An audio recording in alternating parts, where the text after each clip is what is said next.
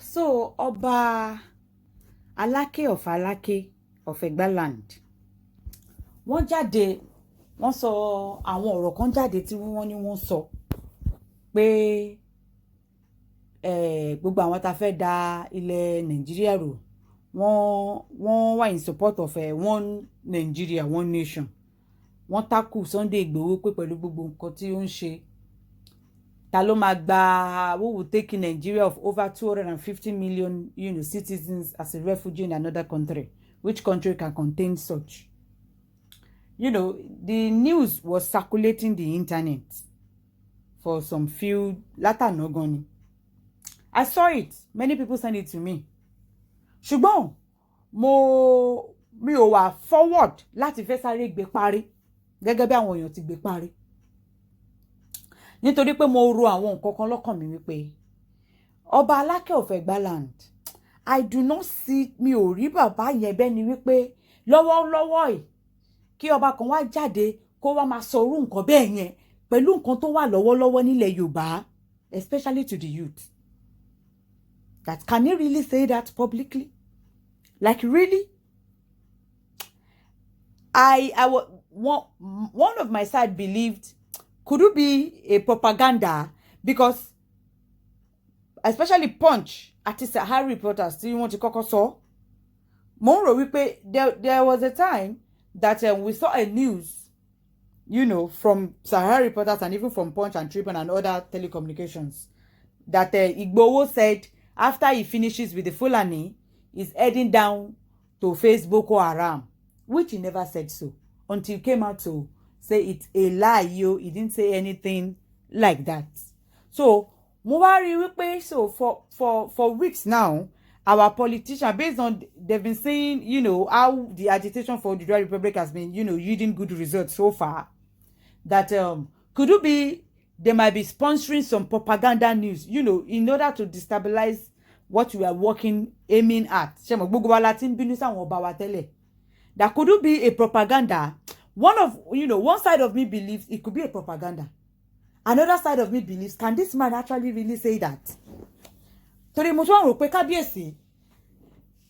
Yewa North, that is under your territory, most of all your indigenous, your citizens, your subjects are refugees in Benin Republic at the moment. There is nothing that concerns Yoruba one Nigeria with over 250 million citizens. Yorubas, our new country totally contain millions. Ṣùgbọ́n another news came out again that he has came out. I mean, the king, wrote a statement out that debunking the previous, that it is a lie, that it's a false information from Punch and Sahara reporters, that it is a lie, that he never said anything like that. And I'm like, okay, Kábíyèsí, before kemi tó gbé parí fún yín, before kemi tó gbé parí fún Kábíyèsí, ẹ bọ́ta kẹ́ ṣe fídíò láti clarify ọ̀rọ̀ yẹn. Èmi ò tí fẹ́ gbé parí báwọn gbogbo ọmọ Yorùbá tó kù tí ń gbé parí tó tí ń tẹ̀sìn yín lójú. Mo fẹ́ fún yín ní benefit of the doubt. Benefit of the doubt. Nítorí pé láti ìgbà tẹ́ ti jọba, mi ò rí lọ́ba kan tó máa ń ṣe àwọn oníkóbókóbó. So mo fẹ́ fún wọn ní benefit of the doubt. Ẹ ṣe fídíò jáde. Kẹ́ ṣe kíni? Kẹ́ sọ. Torí mo tẹ̀ wá fídíò níbi tí wọ́n sọ pé wọ́n ti give speech náà pé wọ́n sọ bẹ́ẹ̀ mi ò rí. Ṣùgbọ́n ṣe rí statement tẹ́ ṣe jáde in rebooking it. You need to come out. We Yoruba deserve pé kẹ́ bọ́ta ẹ ṣe fídíò kẹ́ ṣàlàyé kẹ́ debunk ẹ live. So mo fẹ́ fún wọn ní benefit of the doubt to that aspect. Kémi tó ṣe kíni, kémi tó ta epo àti iyọ̀ sí. Ẹ jẹ́ ká tẹ̀síwájú. Another news came out, especially this picture, and undisclosed anonymous information got out that Aalafin Of Oyo went to Bodilum to have a meeting with Tinubu. Especially when we saw this picture, this is Aalaafin's son, the one in blue. That's Aalafin and that's Tinubu. So Aalafin left Odidi Oyo, came down to Lagos to visit Bola Ahmed Tinubu in Bodilum at his residence. What could be the subject of discussion in this meeting, in this disclosed undisclosed meeting. Mo wá wò pé no speaker is even coming out to talk about it. But if we were to be on of Ife now that went to, have an indoor meeting with Tinubu, gbogbo wa láti máa pariwo kiri. Look at Aalafin going to do meeting, a disclosed meeting with Tinubu, and no speaker is shouting over it. Aalafin has been known to be a politician king. Most of his children, especially this one that is Skime, is also in politics. Majority of his children are in politics, full blank politics, APC ni baba. Mo wá wonder pé gbogbo wa àgbé o. Bloggers àgbé o. This is Aalafin o. Tó bá jí ọba èmi, gbogbo wa máa ti gbé parí. Gbogbo wa la mọ̀ obvious reason tí meeting ṣe wáyé. Gbogbo wa la mọ̀ nǹkan tí bàbá lọ sọ lọ́hùn. Àfi tá bá fẹ́ parọ́ ti ra wa lókun. Ṣùgbọ́n mo sì dákẹ́, mò ń bọ̀. Mo dákẹ́, mò ń bọ̀. Mo tiẹ̀ gbọ́ that allegedly gẹ́gẹ́ bí àwọn ọmọ Aláàfin kankan tó jẹ́ àwọn obìnrin wọn, majority of them are not married. Ó dà tí pé wọ́n dẹ̀ allegedly pé kábíyèsí ń wá bí wọ́n fẹ́ fix àwọn ọmọ wọn sí, especially tó jẹ́ obìnrin. Bí pẹ́pẹ́ ni pé kíyàn bá máa fi ọmọ máa wẹ́ lọ́pẹ́ jọ bá mi fẹ́ ọmọ mi. Allegation ni mi ò tí gbàgbọ́, ṣùgbọ́n mo kàn ní kí n yán àmẹ́bọ̀ yẹn sí létí ni. Ọba of Iwo, Oluwo of Iwo land, Telu, that calls himself Emir.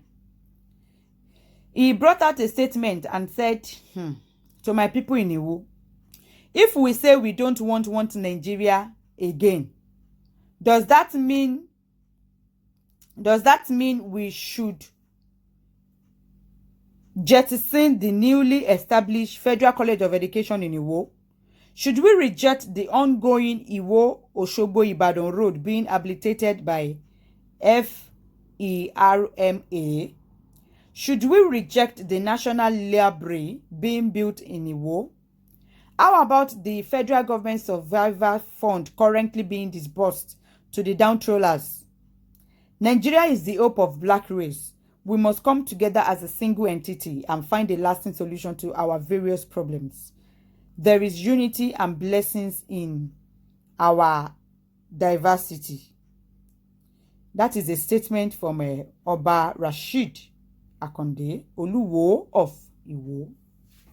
Now, I am calling on all speakers, especially Facebook freakers that are from Iwo land, that we see another king own to talk whenever they come out to, utter all this their rubbish. Àmàrí àwọn speakers kan tó jẹ́ wípé ká ní ọba èmi ló sọ wọ́n ti jáde wọ́n ti máa tẹ̀ sí wọn lójú. Mo notice pé gbogbo àwọn ohun tó wá láti Ìwó tí wọ́n jẹ́ speaker tó ń jẹ́ blogger tí ọba wọn bá ń sọ àwọn nǹkan tó ń sọ yìí gbogbo wọn kì í jáde láti tẹ̀ sí lójú. I wonder why. Is that not hypocrisy? Is that not hypocrisy? Mo ti ẹ̀ mọ̀ kan lórí Facebook. Ṣé Ṣọlá kan ni wọ́n ń pè é? Kò sí nǹkan tó sọ tán nípa Tolúwo, nípa ti Ọọ̀ni, nípa ti Aláàfin. Ọba Ìwó tó wá láti Ìwó, mi ò tí rí ọmọbìnrin kó tiẹ̀ sọ anything tó bá ti jọmọ́ kèsì Olúwo. And Oluwo, I want to believe that who actually wrote this article for Kabiyesi is really misinformed, because it is our constitutional right and it is not a merit from federal government to produce all those things that Kabiyesi listed. And also, it is also their duty to defend us, but they did not do so. So we want to stand alone as a nation.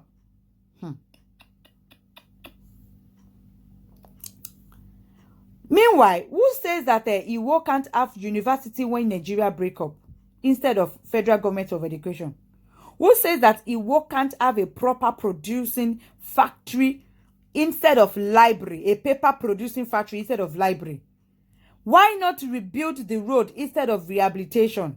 Now, does this penny affect the economy of Iwo? They give you 1 naira out of 1 trillion that they move to the north. that they move to the north. All these things that Oluwo mentioned, all these things are our rights, our constitutional rights. It is not as if they are doing us a favor by all what you listed down. Look at what Oba Oluwo is saying. Gbogbo ẹ̀yin ọmọ Ìwó, ó ṣe mí láàánú fún yín. Tọ́n máa ní pé ọba tó tẹ̀ kán kọ́kọ́ lọ jó mọ́lé, Oluwo ìjọba olóyin ló yẹ kó jẹ́ number 1. Sir, kábíyèsí, it is me, I'm even liking the way you are speaking up. It is clearly that you are not in support of us. Tó yẹ ká gba yín sẹ́gbẹ̀ẹ́ kan ni. Ó ti ṣọ́ àti mọ̀ nǹkan tó wà nínú yín already. Àti mọ̀ àwọn tó ń sabotage wa. Ó dẹ̀ inú mi dùn pé ti sọ jáde. Àti mọ̀ bí tẹ́ dúró, àti mọ̀ stand yín lé lórí. Ó wá ṣe mí láàánú wípé àwọn ọmọ Ìwó wọ́n dákẹ́, wọ́n ń wo ọmọkùnrin yìí. Ọba lélẹ̀ àbí sọ lẹ́nu. Wọ́n ń wo ọmọkùnrin tó pèrè ẹ̀ lọ́ba, tó pèrè ẹ̀ lẹ́míà. Tó ti fẹ́ ọba tó jẹ́ pé he can hardly manage his own home affair. A king that does not have a woman, that does not have a wife. Ọba tí ó lè manage àwọn ẹbí ẹ̀, tí ó lè manage ilé àtàwọn ọmọ tó bí. Òun ló fẹ́ lead the community. Òun ló fẹ́ manage the community. What are you expecting from him? Ẹ wá lanu, ẹ dákẹ́. Tí ẹ bá kọlu ọba yín tó ọ̀ọ́dà ẹ̀yin ọmọ Ìwó. Tí ẹ bá kọlu ọba yín tó ọ̀ọ́dà ẹ̀yin ọmọ Ìwó. Ẹ má jẹ́ káwọn tí wọ́n ṣọmọ Ìwó bá yín tọ́jú sí o. Ṣé ẹ rántí nǹkan tó ṣẹlẹ̀ sí ọba of Lagos? Ṣé ẹ rántí? Tẹ́ ẹ bá kọ̀, tẹ́ ẹ bá so ajá yín tó ń já kiri yín mú. Àwọn tó máa bẹ́ orí ẹ̀ fi ṣògùn tiwa, tó máa fi bògùn wà o. If you know you are not in support of us, do not bother to come out to rubbish it. Don't just say anything. Just keep quiet. Because kò sẹ́nibody tó fọ̀rọ̀ lọ̀ yín in the first place. Since you are against it, just keep quiet. Do not make mention of it. Because kò sẹ́ni tó fi lọ̀ yín. Tẹ́ ẹ bá ti lè support wa, ẹ dákẹ́, ẹ má sàn kankan lé lórí.